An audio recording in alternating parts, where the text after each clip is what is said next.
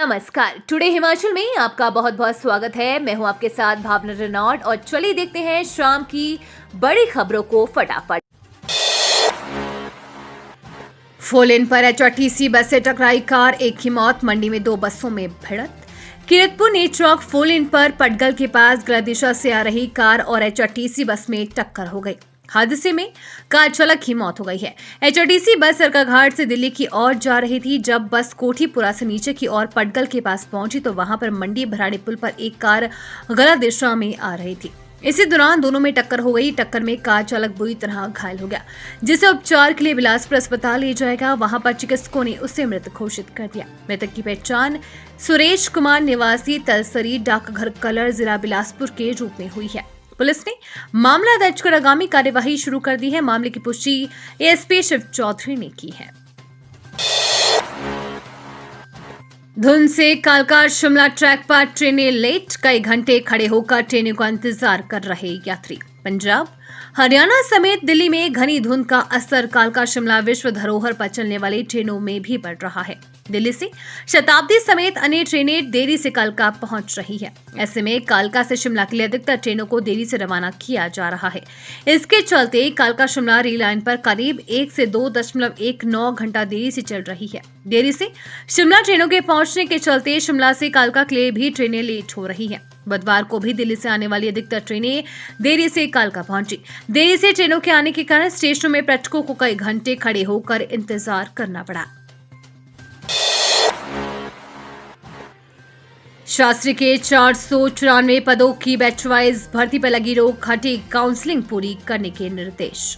प्रदेश सरकार ने शास्त्रीय शिक्षकों के 494 पदों की बैच वाइज भर्ती से रोक हटा दी है। प्रारंभिक शिक्षा निदेशालय ने जिला अधिकारियों को 15 दिनों में काउंसलिंग पूरी करने के निर्देश दिए हैं। हालांकि हाईकोर्ट में विचाराधीन मामले का फैसला आने तक परिणाम निकालने पर रोक ही रहेगी। 17 नवंबर तक हो चुकी काउंसलिंग में भाग ले चुके अभ्यर्थी दोबारा से नहीं बुलाए नहीं जाएंगे। शास्त्री के 494 पदों की बैच वाइज भर्ती 17 नवंबर को स्थगित कर दी गई थी। भर्ती नियमों पर आपत्तियां आने पर प्रारंभिक शिक्षा निदेशालय ने काउंसलिंग रोकी थी। सरकार से चर्चा करने के बाद काउंसलिंग शुरू करने का फैसला किया गया है। स्कूलों में रिक्त शास्त्री के पदों पर बैच वाइज भर्ती के लिए नवंबर में शेड्यूल जारी किया गया था। हसीन वादियों में सैलानियों का तांता, 10 दिन में 2 लाख से ज्यादा पर्यटक पहुंचे शिमला। भारत के खूबसूरत राज्यों में से एक हिमाचल प्रदेश में सैलानियों का तांता लगा हुआ है। पहाड़ों पर हो रही बर्फबारी का मजा लेने के लिए काफी संख्या में पर्यटक हिमाचल की हसीन वादियों का दीदार करने पहुंच रहे हैं। बर्फबारी के बीच नए साल का स्वागत करने के लिए लाखों की संख्या में पर्यटक हिमाचल आ चुके हैं। हिमाचल प्रदेश की राजधानी शिमला में 1,60,000 पर्यटक वहां पहुंचे हैं। आंकड़ों से जाहिर होता है कि शिमला में 2 लाख से ज्यादा पर्यटक पहुंचे हैं। शिमला पुलिस की माने तो पिछले 10 दिनों में शहर में 1,60,000 पर्यटक गाड़ियां आई हैं, जिसमें से 55,000 पर्यटक गाड़ियां बाहरी राज्यों से हिमाचल पहुंची हैं। ऐसे में पुलिस प्रशासन पर्यटकों की सुरक्षा का भी विशेष ध्यान रख रहे हैं। केंद्र सरकार ने हिमाचल को बड़ी सौगात, राज्य में निवेश होंगे 144 करोड़ रुपए। केंद्र सरकार ने हिमाचल प्रदेश की 14 लघु सिंचाई परियोजनाओं के लिए 141.76 और राष्ट्रीय हाइड्रोलॉजी प्रोजेक्ट के लिए 2.21 करोड़ रुपए स्वीकृत किए हैं। केंद्रीय सूचना एवं प्रसारण मंत्री अनुराग ठाकुर ने नई दिल्ली में केंद्रीय जल शक्ति मंत्री गजेंद्र सिंह शेखावत से भेंट की और राशि स्वीकृत करने के लिए प्रधानमंत्री नरेंद्र मोदी व शेखावत का आभार व्यक्त किया। अनुराग ने इसे हिमाचल के किसानों के लिए इसे वरदान बताते हुए कहा कि प्रधानमंत्री ने हमेशा हिमाचल को अपना दूसरा घर माना है और देवभूमि के हितों की चिंता की है। साथ ही हिमाचल के लिए उन्होंने कभी कोई कमी नहीं रखी है। यही कारण है कि देवभूमि के लोगों के मन में मोदी विराजमान है। अनुराग ने कहा कि मांगों को बिना विलंब पूरा करने के लिए वो प्रधानमंत्री के आभारी हैं। पर्यटकों के लिए खुशखबरी, नए साल पर हिमाचल में होगी बर्फबारी। न्यू ईयर सेलिब्रेशन पर लगेंगे 4 चांद, जाने मौसम का हाल। हिमाचल प्रदेश में बुधवार को सुबह से अधिकतर स्थानों पर धूप निकली है। ऊंचाई वाले कुछ स्थानों पर हल्के बादल भी रहे। मैदानी क्षेत्रों में धूप निकलने से दिन में ठंड कम हुई।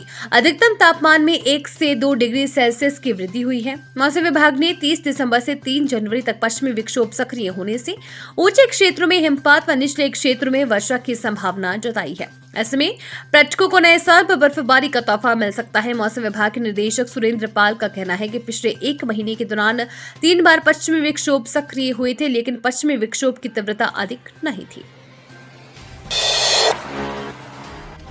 किसानों की बल्ले बल्ले, प्राकृतिक खेती अपनाई और किस्मत चमकाई। मटर की 12 करोड़ से अधिक फसल बेच हुए मालामाल।